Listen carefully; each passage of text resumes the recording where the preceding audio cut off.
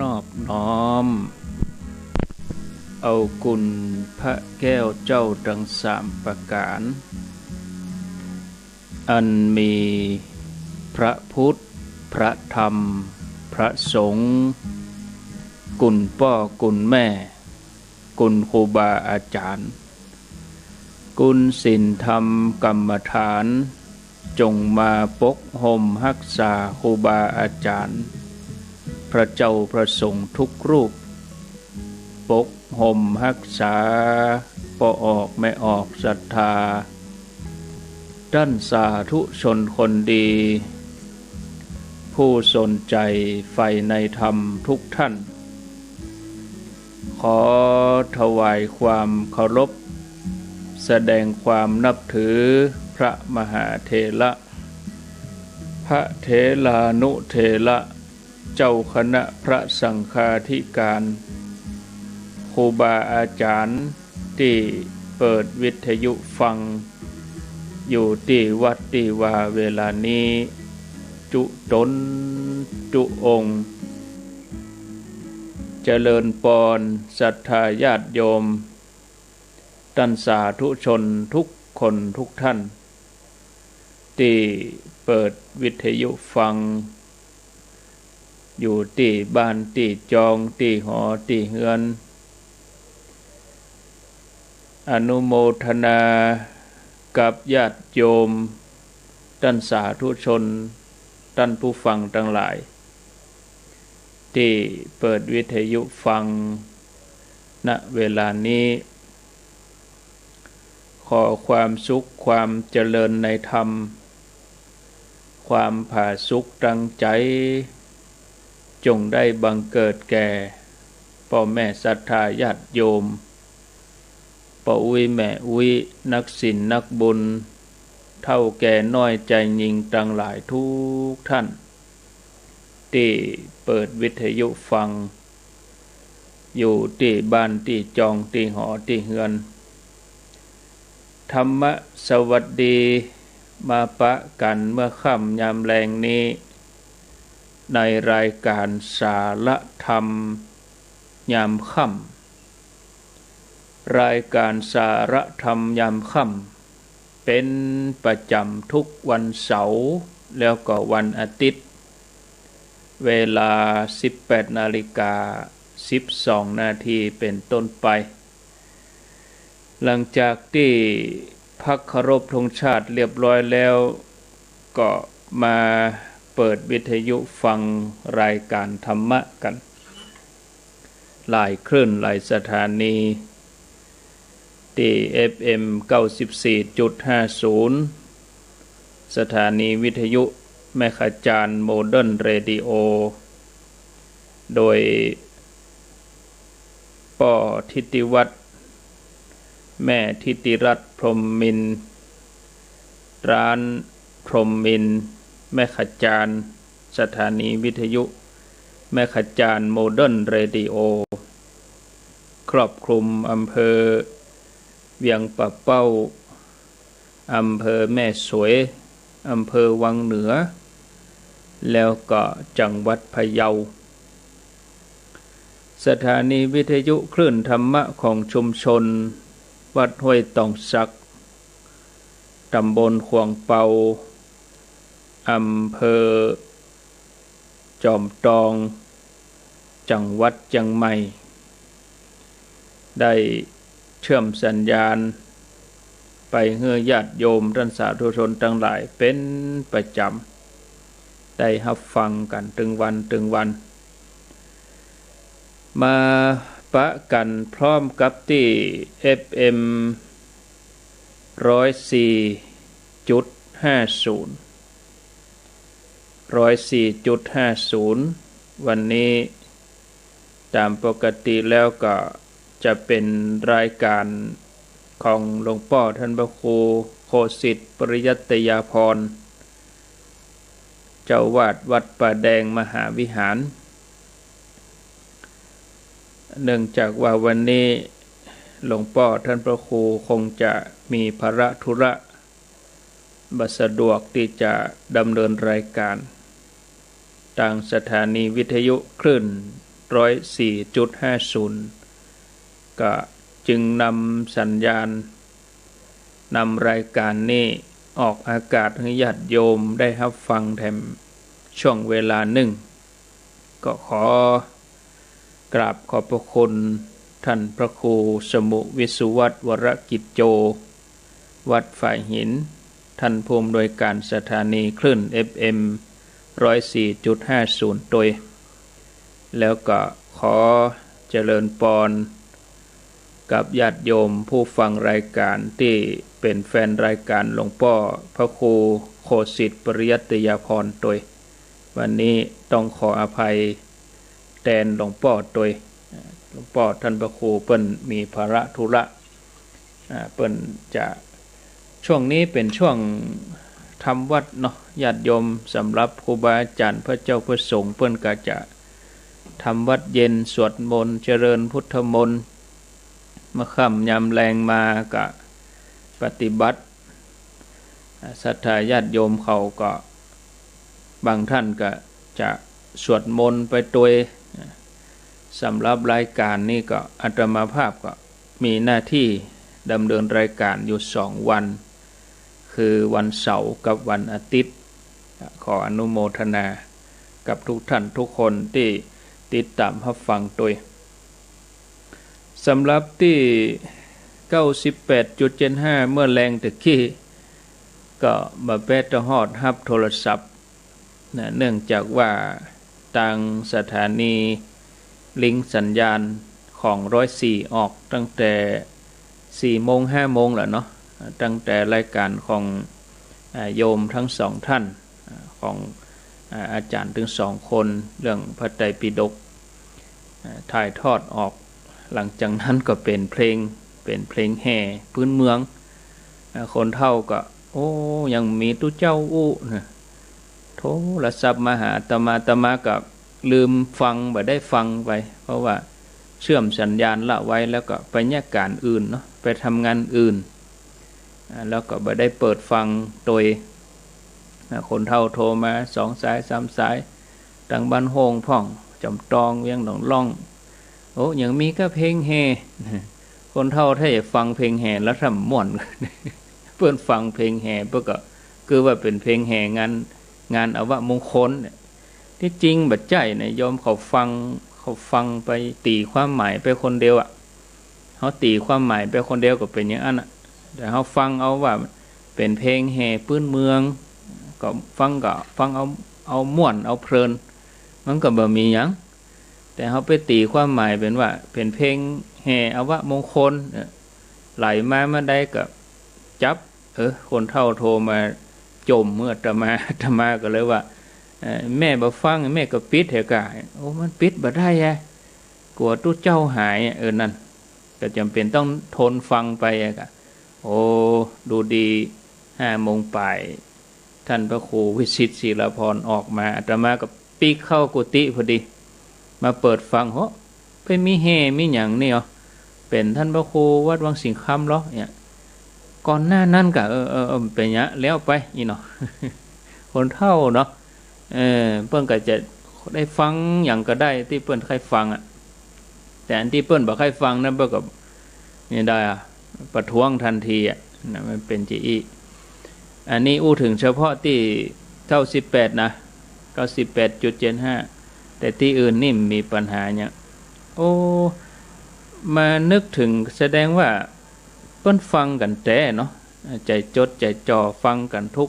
ช่วงเวลาทุกช่วงรายการเนาะอนุโมทนาบุญตัวมีอย่างที่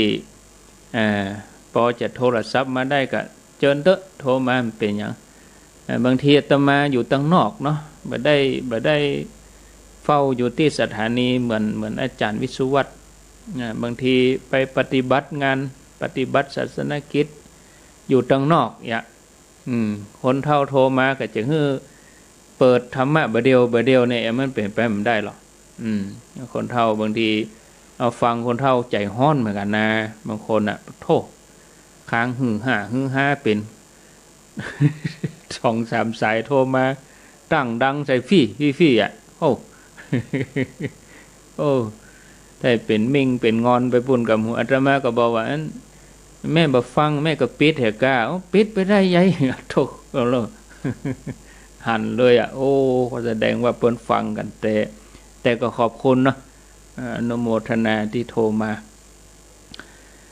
การสร้างบารมี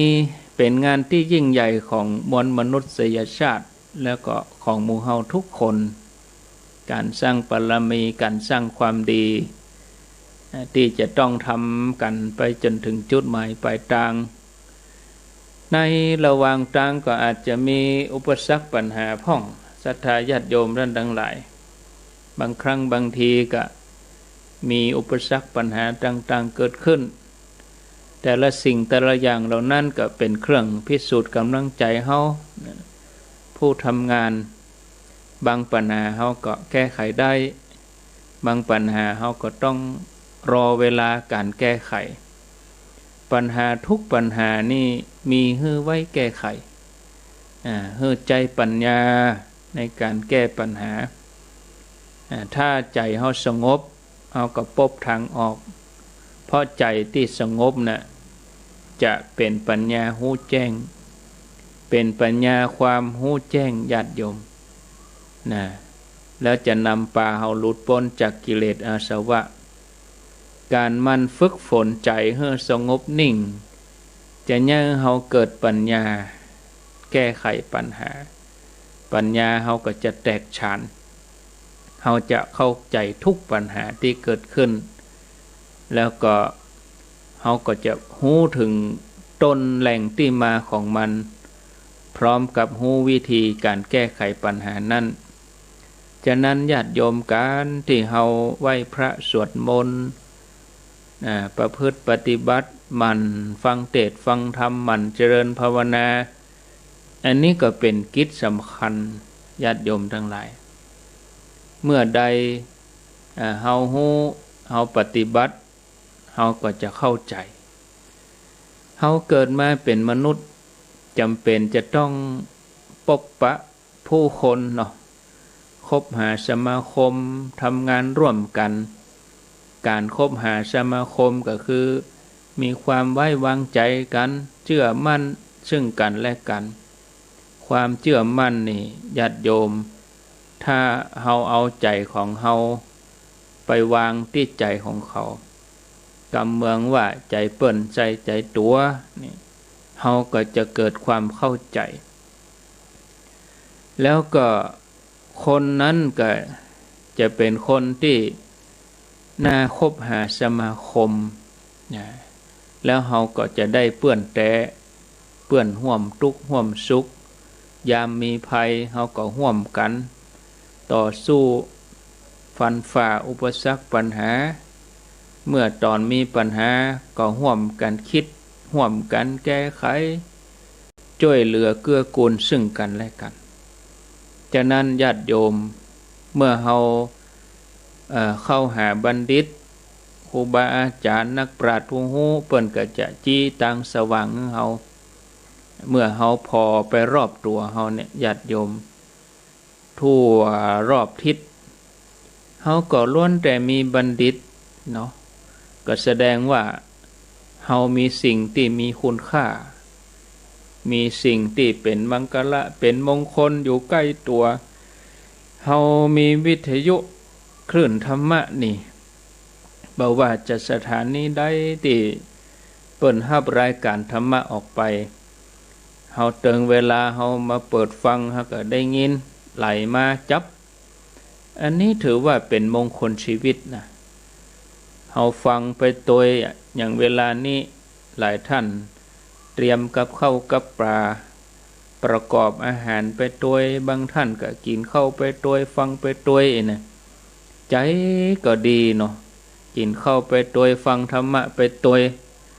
สดชื่นจิตใจเบิกบานได้อาหารตั้งกายได้อาหารตั้งใจความสุขก็บังเกิดขึ้นญาติโยมครูบาอาจารย์พระเจ้าประสงค์ที่เปิ่นมาออกรายการธรรมะนี่เปิ่นก็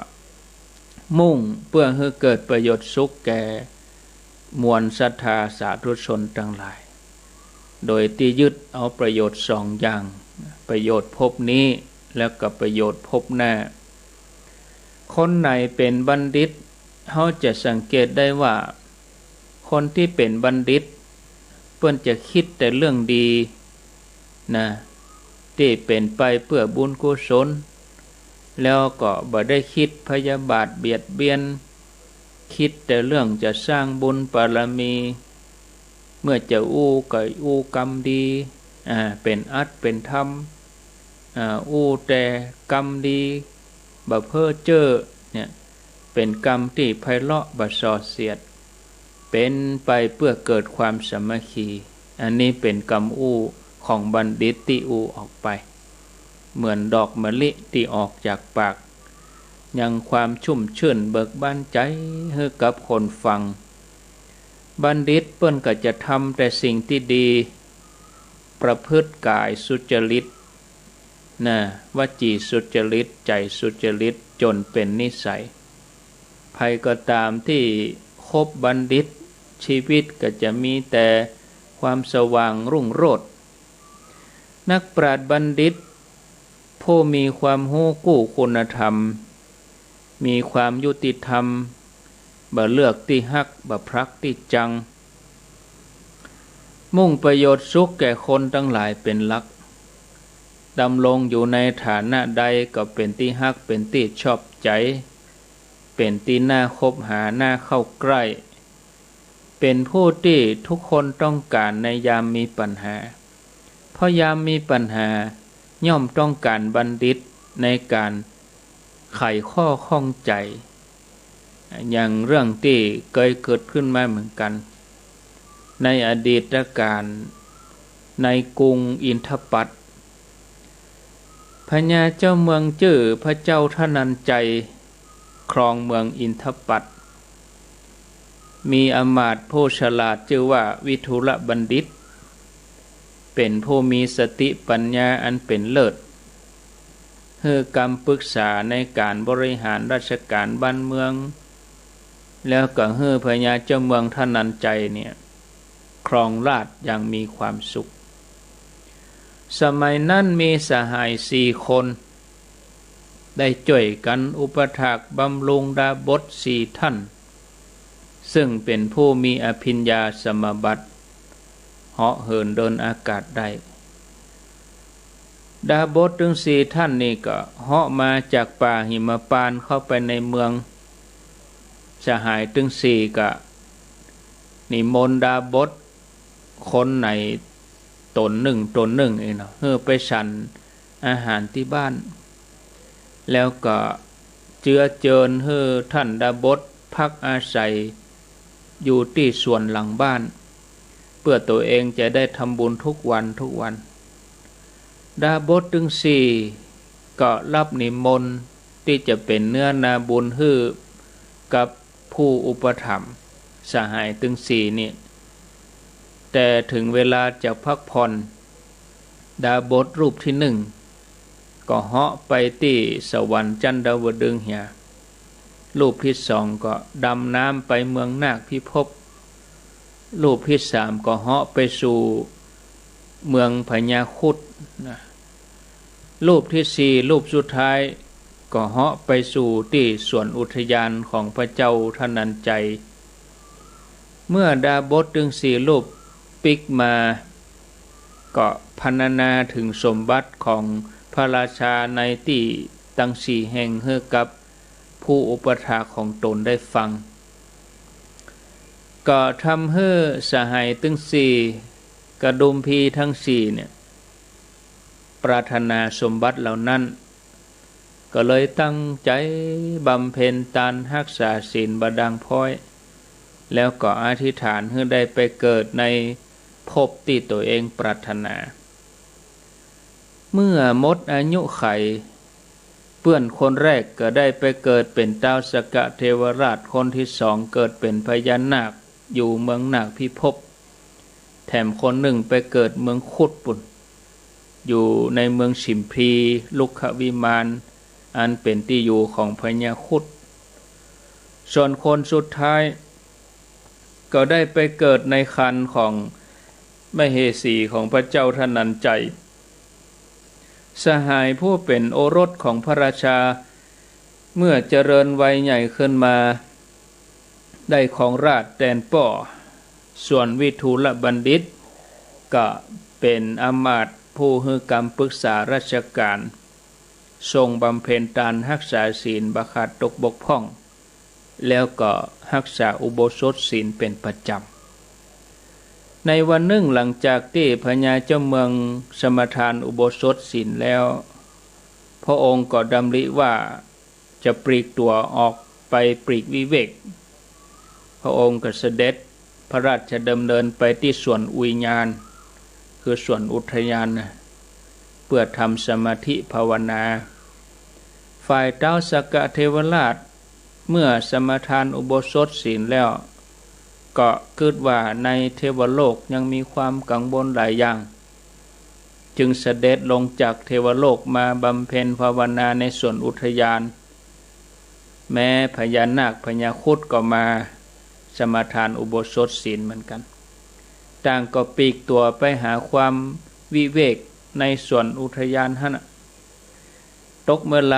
ลาเมื่อแลงยามเย็นถึงสี่ท่านต่างก็ออกจากที่พักของตน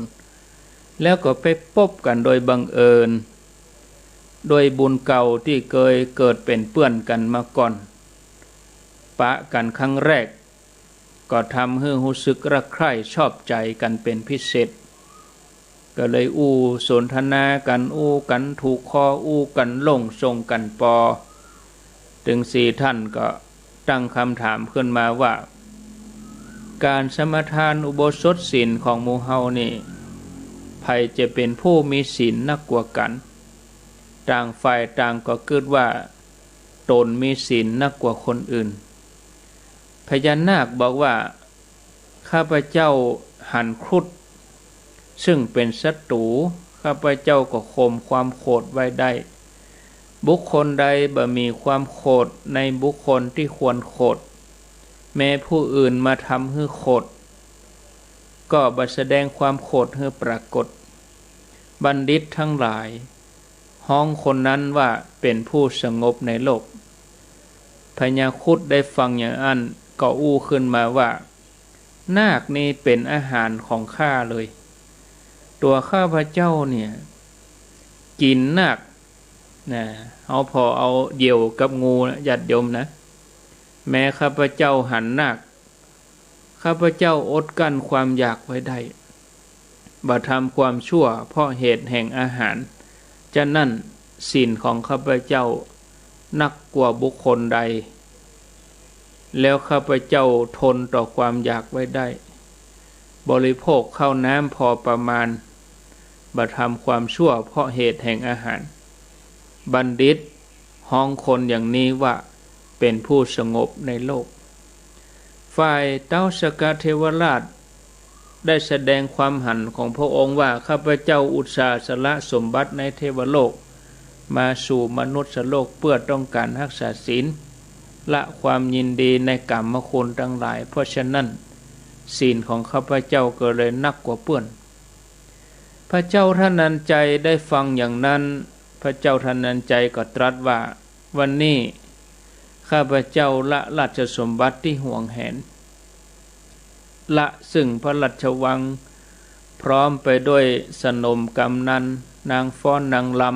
ำศีลของพระเจ้าก็เลยนักกว่าเพราะนรชนใดแล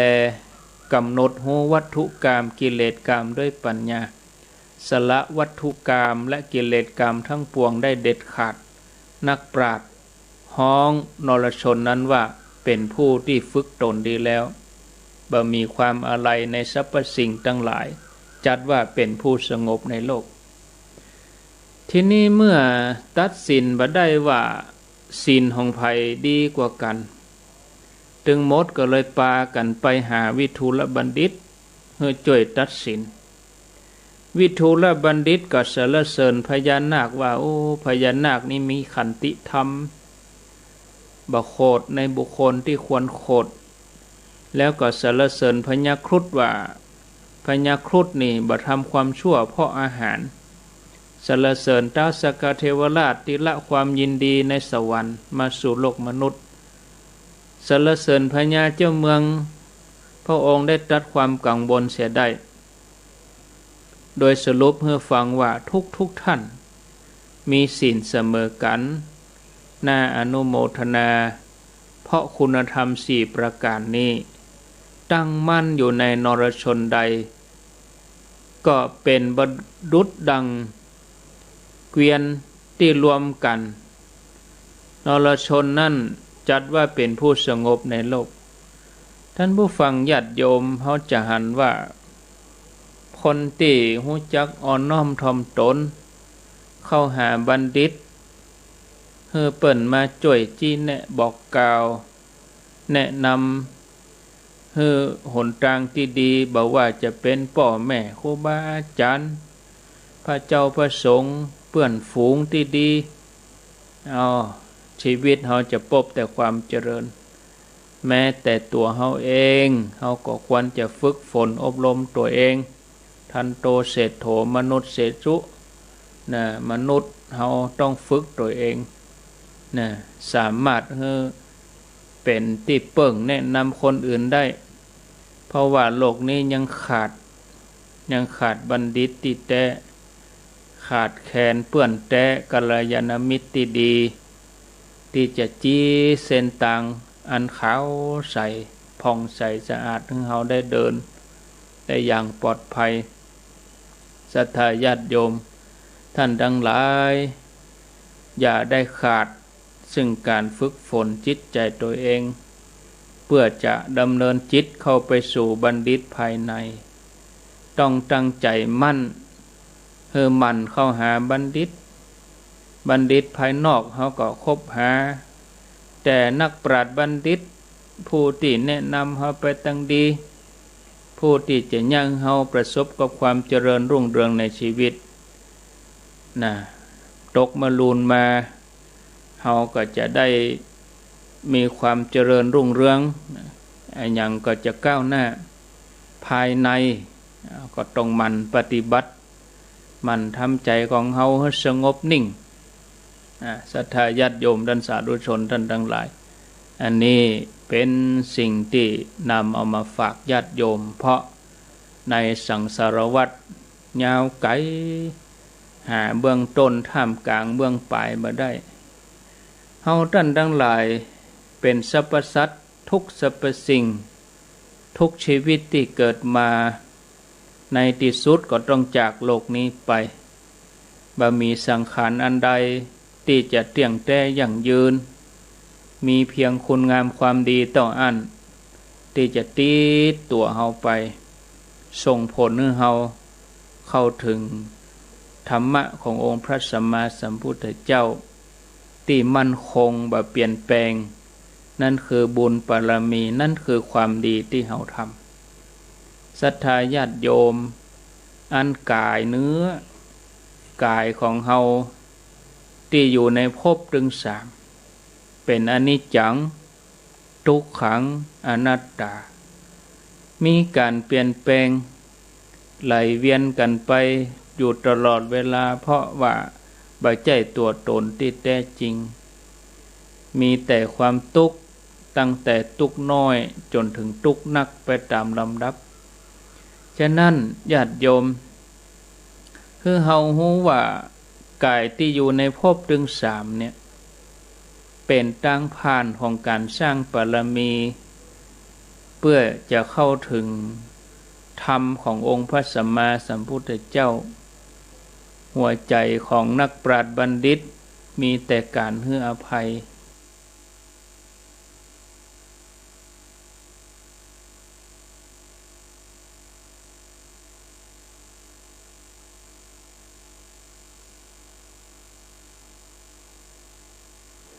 เป็นทางผ่านของการสร้างบารมีเพื่อจะเข้าถึงธรรมขององค์พระสัมมาสัมพุทธเจ้าหัวใจของนักปราชญ์บัณฑิตมีแต่การให้อภัยยิ่งสะอาดผ่อง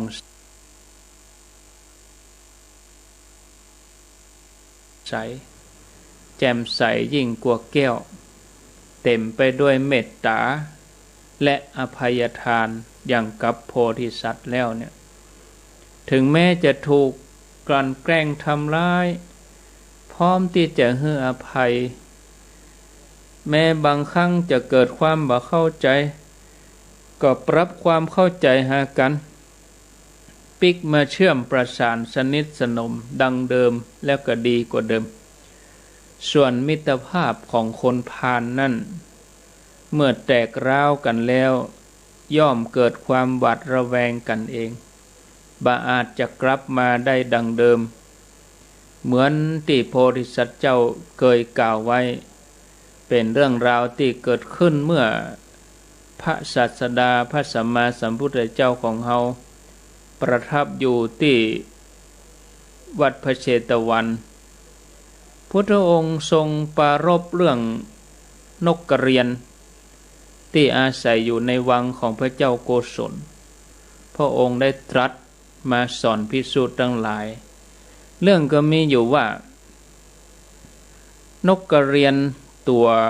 วเมียนกกระเรียนตัวแม่นางนกกระเรียนนี่ก็เป็นนกทรงสารของพญาเจ้าเมืองถ้าเป็นประเด็นนี่ก็ไปรษณีย์เนาะนกทรงจดหมายของพระราชานกกระเรียนตัวนี้มีหน้าที่ทรงสารให้กับพระราชามาโดยตลอดแล้วก็บ่เคยทำหน้าที่ตัวเองได้บกพร่องบ่มีขาดตกบกพร่องก็เลยเป็นที่ฮู้กันในพระนครหากว่านกตัวนี้ทรงสารแล้วรับรองบ่ผิดหวังนกกระเรียนตัวนี้อาศัยอยู่ในวังจนกระทั่งมีลูก2 ตัวเหตุการณ์ในชีวิตก็ดำเนินมาตามปกติจนกระทั่งวันหนึ่งพระราชาทรงให้นางนกกระเรียนนี่เอาพระราชสารไปส่งให้พญาเจ้าเมืองแถมเมืองหนึ่งขณะที่นกกระเรียนบินส่งสารเหตุการณ์บ่คาดฝันก็เกิดขึ้นหมู่บรรดาละอ่อนน้อยที่อยู่ตามในวังตามลานหลวงปากันไปเล่นบริเวณที่นกอาศัยอยู่สายตาของเด็กน้อยละอ่อนให้เนาะเล่นกันไปเล่นกันมาก็ไปหันใส่ลูกนก2 ตัวนั้นก็อยากจะเอามาดูกำบ่เก่าเพิ่นถึงมีบ่ดีเอาลูกนกมาดูเอาลูกหนูมาเล่นอีหยังเนาะละอ่อนทั้งหลายก็ให้หันลูกนกใกล้ๆด้วยความสุขสนของเด็กน้อยก็เลยปากันเอามือไปกำลูกนกมาจ้องกันไปจ้องกันมาเล่นมือหนักไปหน่อยจนนกน้อยตายไปเลย2 ตัวเมื่อแม่ปิกมาหันใส่ลูกของตัวเองนอนตายอย่างน่าเวทนาอเนจอนาถใจแม่นกนี่ก็เสียใจก็เลยถามว่าไผเป็นคนฆ่าลูกน้อยเฮาผู้ที่หันเหตุการณ์ก็บอกว่าละอ่อนคนนั้นละอ่อนคนนี้เป็นคนฆ่าอุ้มเอาลูกออกห่างมาจ่งไปจ่งมาบีบไปบีบมาลูกนกก็ตายคำมือนกกระเรียนนี่ก็เกิดจิตพยาบาทต้องการจะแก้แค้นแทนลูกก็เลยพยายามไปสนิทสนมทำตัวให้คุ้นเคยให้กุ้นกับมูลอ่อนนั้นทีนี้ขณะนั้นในราชกุลได้เลี้ยงเสือโคร่งไว้ตัวหนึ่งเสือโคร่งตัวนี้สวกพ่องดุร้ายแม้จะถูกเลี้ยงดูแลอย่างดีก็บ่ให้กุ้นบ่ให้เชื่องตัวใด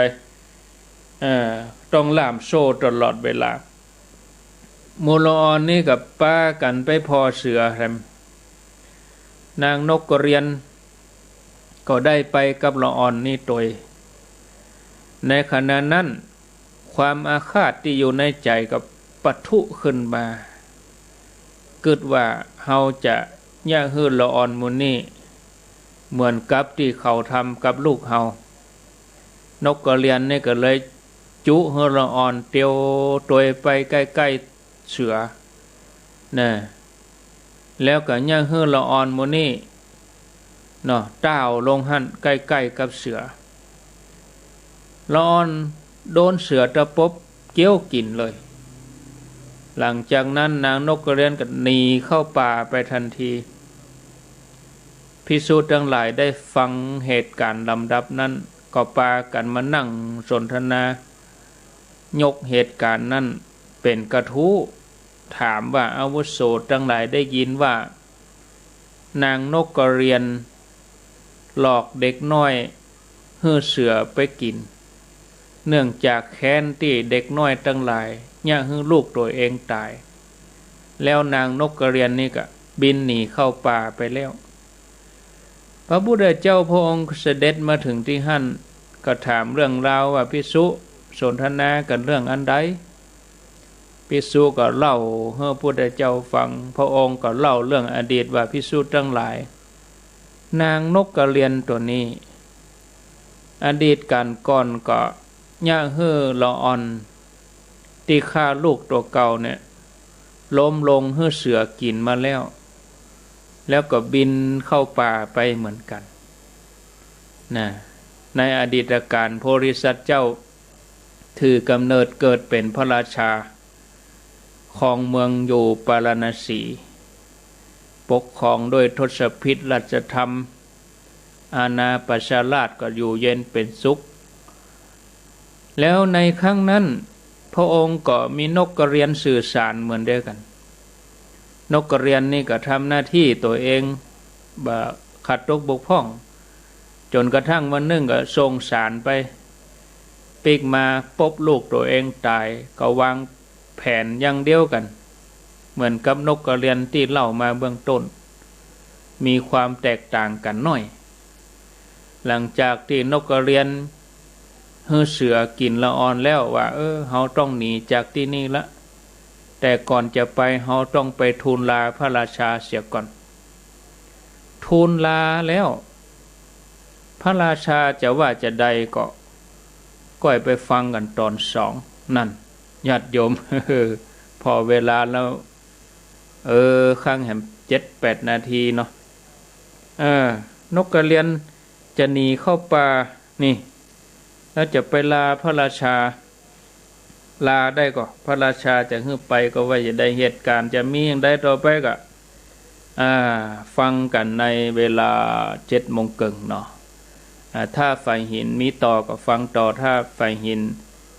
ตั้ง YouTube ก็ฟัง YouTube นะญาติโยมทั้งหลายส่วนต่างเมืองน่านกับเบียงปะเป้าแล้วก็ห้วยตองซักก็อยู่ที่เก่าก็เดี๋ยวฟังข่าวเหี่ยเกินชั่วโมงตอนนี้ข้างแถม7-8 นาทีญาติโยมฟังอยู่ทางบ้านอยู่ที่ไหนทางใดฟังอยู่ก็เจริญพรแจ้งผลการรับฟังเข้ามาที่หมายเลขโทรศัพท์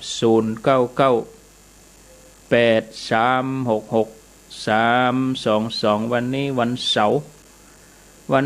เนาะวันนี้เนาะเว้ยเหมือนกันนะจะหมดแล้วเนี่ยสัปดาห์แรกหมดแล้วเดือนพฤษภาคมนี่มีอยู่31 วันนะ31 วันพฤษภาคมนี่เจริญพรจ้าไม่ตาเจ้าท่านพรว่าจะได้แม่แก้วโอ้ยตั้งท่านพูดว่าท่านได้พังกันยังว่ายังท่านพูดว่าตะกี้น่ะยังได้เหรียญมาเหรียญไปถึงว่าที่ไหนออกเหรียญกิ๊กๆอ่ะไหลเอาจนปะเนาะไหลเอาจนปะได้ยินเสียงคุ้นหูก็แม่นนะจีน่ะ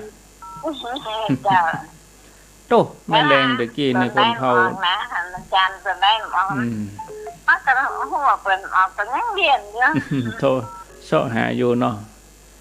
มัน บ่ม่วนทำฟังแล้วนะได้ฟังแล้วมันก็ดีใจได้ยินแล้วก็ลงอ่ะอีนะมันได้ยินก็โตยหาอยู่ติ๊กๆอ่ะ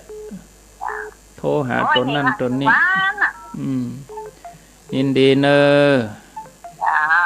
สาธุอ้าวเจริญปนจ้าว่าจ้าท่านพระครูจากดังใดตั้งกกเจ้ากัดก้อมกัดก้อมได้ยินชัดก็มาคำนี้นะได้ยินทีเนาะวันนี้มาแทนนะ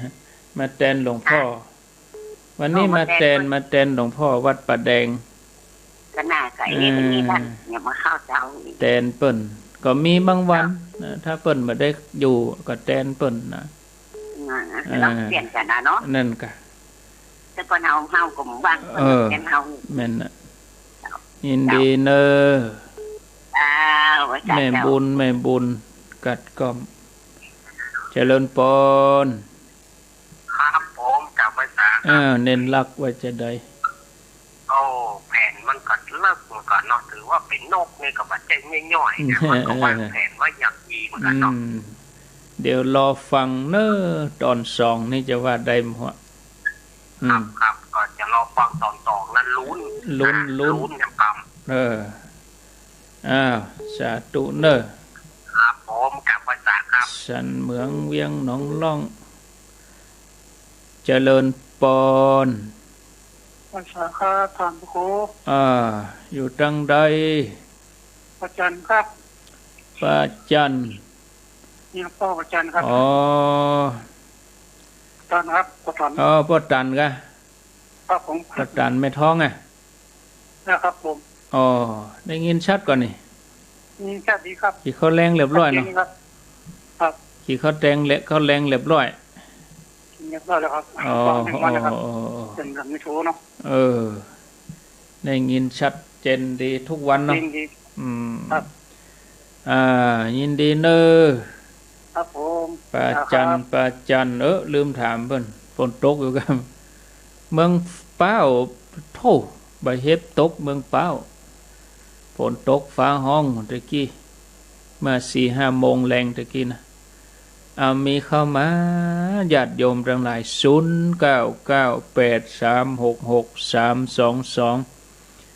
มีเข้ามาไผจะอู้จะจาก็ขอเจริญปนโทรเข้ามาแถม3 นาทีเดี๋ยวนี้ถ้าจะครอบคลุมหมดแล้วเนาะมีไหนเบียงหนองล่องบ้านโฮงไม่ไหนได้ยินแล้วย่ำโทรมาบอกบ่ได้ยินนี่เดือดร้อนบ่โทเอาก็เพิ่นเอาเพลงใส่เกิงชั่วโมงบ่ได้ตะกี้เป็นแฮ่ฮับโทรศัพท์ไป10 สายบ่น่ะโทรมาอยู่อดว่าบ่โทอาตมาก็อยู่ข้างนอกแค่ล่ะก็เป็นเพลงแฮ่ฮับสัญญาณที่ฝ่ายหินพุ่นมาอย่าช่วง5 โมงปลายตะกี้น่ะ4-5 โมงตะกี้4 โมงก็4 โมงปลายน่ะฮับสัญญาณ104มาแล้วก็เปิดเพลงแฮ่มาอย่ามันจะได้เปิดที่อาตมาหรอลิงก์ของเปิ้นมาคนเท่านี่โหลิงก์บ่เรื่องยังบ่เข้าใจเจริญปนไอ้แท้ก็ครูเจ้าไปฟังให้เลยแม่ฟ้องค่ะแม่เลื้อนเซ็นต่อเจ้าแม่เลื้อนใจแม่ฟ้องแม่เลื้อนวังเหนือจ้าโมทนา94.5แม่ขจารโมเดิร์นเจริญปนครับกาวาสาครับทางอาจารย์มันโป่งหนองตะกี้เหมือนอามู45นี่มันมีเพลงออกมากำเนี่ยนั่นมันดับนะแดงผลเรื่องนี่หันอยู่เรื่องเสียงงานท่านอาจารย์หายไปเลยแล้วเพลงออกมามันดับอินเทอร์เน็ตมันดับป่ะไฟมันตกพอหม้อนี้ดังตุ๊บตับมันแรงมามันตึงอย่างผมก็คิดใจก็ยังได้ว่าทั้งอย่างนี้หายไปคำเดียวหนึ่งสักคำนี่ออกมานี่ไฟมันดับแล้วก็อินเทอร์เน็ตมันไฟมันกระชากมันแรงมามันแรงมาไฟตกตรงนี้เนาะฟ้าห้องฝนดังห้องหายห้องต้องทำใจนะ ครับความแน่นอนคือความไม่แน่นอนแม่นไปเอาอย่างกับมันถ้ามีอันเขาก็ฟังมีอันทำใจเนี่ยเวลาอื่นเนี่ยมันกันเนาะนั่นก็ยินดีเนอครับผมตอนที่ไปได้อุธรรมะก็เป็นยังนะตอนเป็นข้าวตอนเปิดอย่างอื่นก็เป็นยังอันนี้หันละมันออกนี่แดงปะลึงเลยถ้ามันเลอเลยคือจบเลอนี่คือรู้นะเลอนี่คือบัดเป็นเรื่องละก็บ่ได้ละเสียงบ่ออกแล้วเนอตะอีก่อนเนาะพักสักครึ่งชั่วโมงก็เดี๋ยวก้อยมาปะกันแถมกำฟังไรนี้ไปไหนเด้อเนอเจริญปอน